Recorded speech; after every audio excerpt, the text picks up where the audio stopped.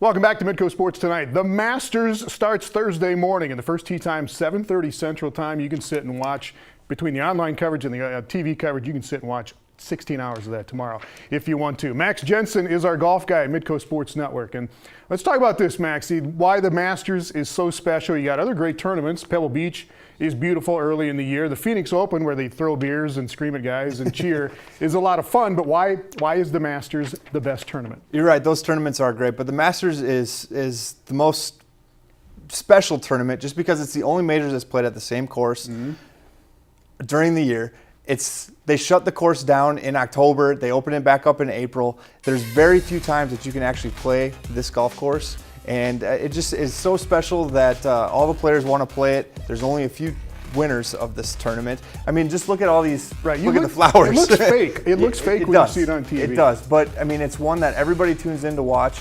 It's just the aura that this golf course gives out, that there's not a single player that wouldn't want to watch or be at this golf course to participate with the Masters. And it's early in the year. It's everybody's looking forward to this one, and it's going to be a great tournament. Let's talk about Tiger Woods. Tees off at 9:42 Central Time on Thursday. Has not played in the Masters since 2015, but he has a tie for second this year. He's got a tie for fifth in his kind of comeback now that he's back full time, and he's a legit favorite to win it. Oh, no doubt. Seriously? No doubt. I mean, he's had long breaks before and then come back at the Masters, finished in the top 15, finished in the top 10.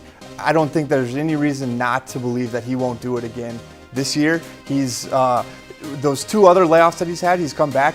Just in a chipping statistic, he's been ranked in the top 90 or worse. This year, he's first in chipping distance, proximity to the hole. So if he can get his driver to work, you know his putter's going to be there, you know the irons are going to be there. If his chipping's good, like it has been all year, he could be the odds-on favorite to win this golf tournament. Amazing as that sounds, maybe he shouldn't hit the driver and stay out of the woods, but I know you're a huge Tiger fan. Right? I am. I have been forever. But you don't think he's going to win it? Personally, I don't.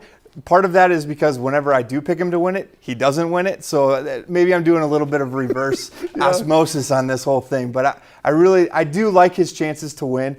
I personally think it's going to be a European player that wins this game, and we'll get into that here coming up. Justin Rose is my pick to win this. Really? Yes. All right. And you got Tiger, you got Jordan Spieth, you got Dustin Johnson, Rory McIlroy, Bubba Watson, Mickelson is only 15-1 are his odds going into this tournament. They're all playing well. They've all played well to this point in the season.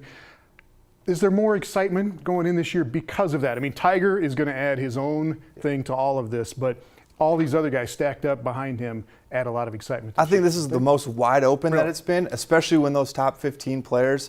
I think it's going to be in that top 15 range. Really? That the winner's going to come out of that grouping. Obviously, like you said, Tiger is going to bring his own excitement to the tournament that he always has. But like Ian Poulter, for goodness sakes, has competed at the match play, found out that he wasn't in the Masters, had to come out and win last week, and he comes out and wins. Jason Day, he's already got a win this week. John Rahm is playing great. I mean, it's amazing how good and how tough the top tier of the PGA Tour is right now going into the Masters. And those guys are not even in the top odds. I mean, Rahm and Jason Day and some of those guys you talked about. Sergio Garcia was 30-1 when he won it last year. Danny Willett was 50-1 2 years ago when he won it. The last short odds guy was Jordan Spieth when he was 8-1 about 3 years ago to win the Masters. So it's not always one of the short odds guys. It's one of those 30 to 50-1 guys. So I think you got to look at the stats. And with Sergio, he is the top player when strokes gained tee to green. Okay. So if you can get to the green, his putting has kind of let him down. But at the same time, tee to green, he is the best player on the PGA Tour right now and shots gained against the field. So I think he's got a legit chance to win. Danny Willett, unfortunately, I don't think he has a chance. But Jordan Spieth, he's there. And the guy that we should be talking about, and we're not, is the #1 player in the world, and that's Dustin Johnson. And you see that stat more and more, shots gained against the field, and Dustin Johnson is #1 overall. So in tee to green and putting combined, he gains almost 2.5 strokes on the field. So he should be, statistically speaking, the odds-on favorite to win this. So you're taking Dustin? I'm not. I'm taking Justin Rose. You're taking Justin Rose. I've had Rory McIlroy in my head all week. I think it's going to be Bubba Watson. I don't know, just because he's playing well. He plays that course better than he The last player to have 2 wins coming into the Masters, Tiger Woods. So I guess we'll see how Bubba does it, but he's definitely playing well, showing that he needs to be back in the true form. Ryder Cup's up this year too. So Bubba won it in 2012, won it in 2014. Who knows, man? It's going to be so fun to watch. Greatest 4 days of golf all year. Starting Thursday morning. All right. Thanks, Maxie. Appreciate it.